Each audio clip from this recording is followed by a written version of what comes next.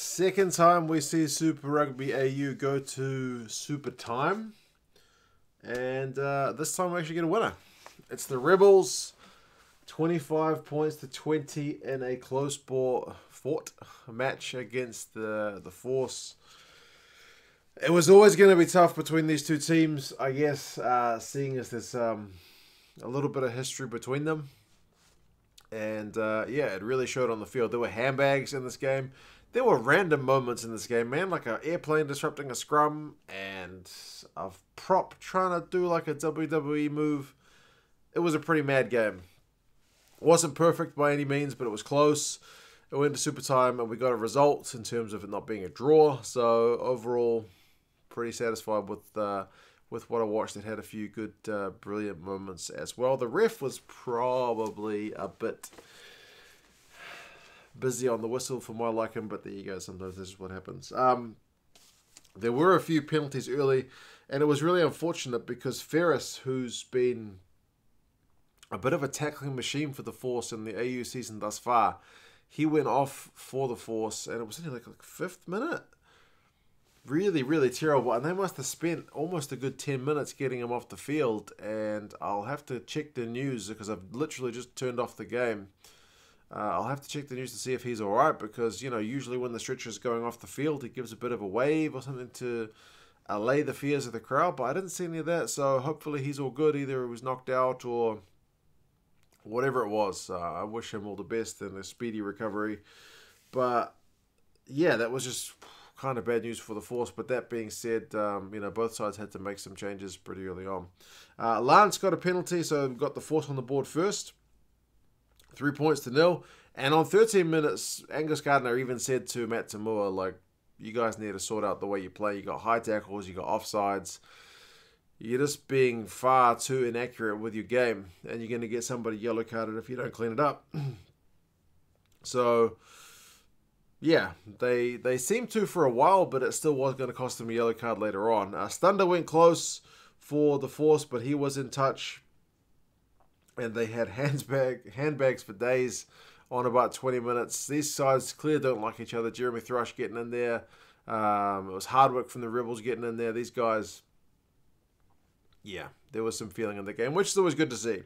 Nobody took it too far, but yeah. 25 minutes, Hodge knocked it on, virtually on his own 22. A ball around his ankles, and he just spilled it directly forward. So not a perfect night for him. And then from the resulting play, Naisarani got yellow carded for a bit of an infringement at the breakdown. Not that long after the Rebels have been warned to kind of clean up their act. And it's costly because a minute later, Lee Warner, or 2 minutes later, he goes over for the first try of the match. It's a maul. And even the backs were putting their weight on there. So the Force go 10-0 ahead. And with a man up, the Force are looking like pretty good value, actually. I'm thinking maybe if they can get one more try during the yellow card period or even a penalty, they could be sitting pretty. However, it goes a bit pear-shaped for them because the Rebels suddenly get the ball down the other end and Ulysses gets a try. It's a little line-out set play. It was a really smart move where they popped the ball out of the maul, and then I'm sure the highlights will be out soon enough, and then that man then popped it to Ulysses, so they had a man over. He goes over on the right wing, and yeah, they converted as well. Great conversion, so it's 10 points to 7. And that means the yellow card period essentially was 7 points apiece, which is not what you want. If you've got the extra man, you want to be scoring tries. So, yeah, it was a bit costly. Both sides actually in that first half lost opportunities for a bit of poor execution. There was a bit of truck and trailer going on with the maul. And overall with the game, sometimes the handling and whatnot was a little bit lacking. There were probably too many scrums for most people's liking. Sometimes mine as well. Too many resets. But again, part there, that was the ref. Hodge, on 43 minutes, now I remember he knocked it on earlier, so I said he didn't have his best night. He did have his good moments as well. He kicks like a 43-meter penalty. Was it 43 meters or was it 43 minutes? Either way, I've got 43 written down. But it was a long penalty. And he kicks it, and you're wondering, because prior to that, the Force had a chance Right on half time, the hooter had gone. The Rebels had a line-out throw, and it was crooked. So the ref gave the Force the option of a line-out themselves or a scrum, because you can't end the half on a crooked throw, because otherwise people might do it deliberately, right? And the Force go for a scrum, and their scrum's been under the pump, and sure enough, it gets penalised, and then it gives Hodges a chance to take a shot. So it ends up being 10 points apiece at halftime, 10 points apiece. And given how close this game finished, that's pretty costly. That's a really poor decision.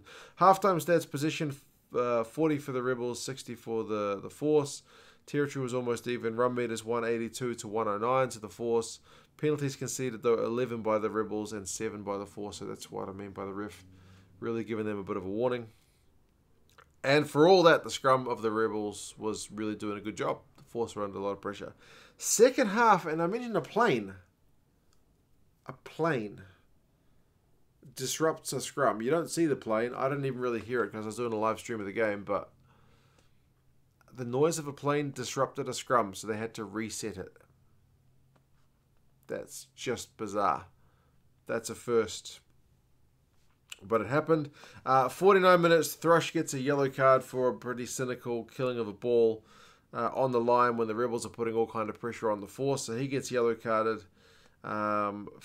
Couple minutes later, Lamani looks to have gone over on the right wing, but he's in touch, so they go back for a penalty, and the Rebels kick it. So it's 13 points to 10. The Rebels go in front for the first point in the game. But the same way the Rebels got to try in that first half when the Force were down a man, the Force just went and did the same thing to them. It's a weird game. It seems when you go to 14 men, you want to score tries. Lance has a little line break. He passes it to McGregor, who passes it to Ralston, who can't seem to stop scoring tries, and it's 17-13. Great conversion from Lance. He is striking it as sweetly as you can from the tee. And the Force are back in front, 17-13. They're leading the yellow card period despite having a man down. However, before the yellow card period's over, Matt Phillips scores a try of his own. They go through some phases in the 22, and it is 20 points to 17 with the Rebels going back in front, so the lead is chopping and changing. It's 10 points to 7 during that yellow card period, so the Rebels win the yellow card, but not by a lot. And sure enough, on 63 minutes, the Force get their own scrum penalty. Their scrum is definitely looking a lot better in the second half, and that makes it 20 points apiece, which is how it stays until full time, but it could have been won by either side. I should say Fa'a Musili comes on for the Rebels, and at one ruck, he seems to be maybe trying to clear somebody out, so he grabs him and essentially leaps on him, so he's upside down and then falls to the ground because the guy shoves him off. Have you ever seen WWE and The Undertaker, how he puts people upside down? Fa'a Musili was upside down like that, which was bizarre, and he got penalised for it. It's one of the weirdest things you'll see on a rugby pitch, almost as weird as being told that a plane has disrupted the scrum. Anyway, the Force get a penalty. It's a pretty straightforward one, but Lance, whose boot has been magnificent, and he's just been kicking it straight over the black dot all evening, he shanks it about as badly as you can. So they miss a chance to go in front, which is pretty unfortunate. And then right on full time, Hodge has a 60-meter shot, and it goes straight. And I'm thinking and saying actually on the live stream, no way he's going to be short. He might just have problems with the direction. Direction's fine, but he was short. Must be really heavy air out there at Leichhardt Oval because the ball just pulled up. So, yeah, we have super time. You're thinking, is it going to be a kick fest? Naisarani, pretty much straight from the kickoff, the Force lose the ball. It comes to Naisarani after a bunch of phases, and he powers over for a try. So, great return for him. No need for the conversion because its first points win it, and the Rebels win it. So the super time takes all of 2 minutes. So, yeah, it kind of lives up to the name. Final stats, run meters 309 to 258. That's in favor of the Force. Penalties conceded was 12 by the Force, 16 by the Rebels. So quite a heavily penalized game. Free kicks was 3 apiece. Yellow cards was 1 apiece. That's what I mean about Angus Gardner being quite busy in this game. Sure, but some of it he couldn't avoid, but yeah. He said early on, I don't want to be the kind of star of the show, or whatever wording he used. Like, he didn't want it to be all about him, but he was busy. Should put it that way. Both sides defended well, forced tackled at 86%, which is pretty pleasing, but the Rebels were one better at 90%. The Rebels had to make 112 tackles to the Force's 94. Position and territory were pretty even.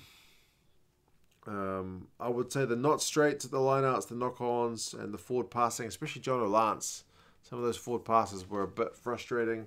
That was a little bit tough to watch through some periods, but for the most part, the game ended, especially on a really entertaining note. Although if you're a Force fan, a very disappointing one. Lee Warner had 14 out of 14 tackles, and he scored that try, so he had a hell of an evening. And Naisarani back in the starting lineup, and he tops the run meters with 61. Like I mentioned, both the defenses were pretty solid, mid-80s to 90s, well, early 90s, and 90% tackling rate, so pretty good overall defensively. But yeah, heartbreak for the Force. At least they were good value for their performance this week. They were back to the Force team that we saw, a few weeks ago. Last week they were disappointing, but thankfully that seems to have been a bit of a blip. They only seem to be maybe a couple of tweaks away from getting a result. The Rebels, on the other hand, you got to wonder if their last week's result, where they were quite strong, maybe that was a bit of a blip because they only just managed to scrape home. But yeah, either side could have won it. If Lance's kick goes over, it probably wins it for the Force. If Hodges' kick went over, it definitely would have won it for the Rebels. But it ended up being the Naisarani try that was the difference. Good game. Pretty happy with it. As I said, times it was a bit flat, but overall, I'm glad I watched it. So, yeah. You guys let me know your thoughts, and I'm off to bed. 11 o'clock. Ooh, almost 11:30. I'll talk to you guys again soon. See you later.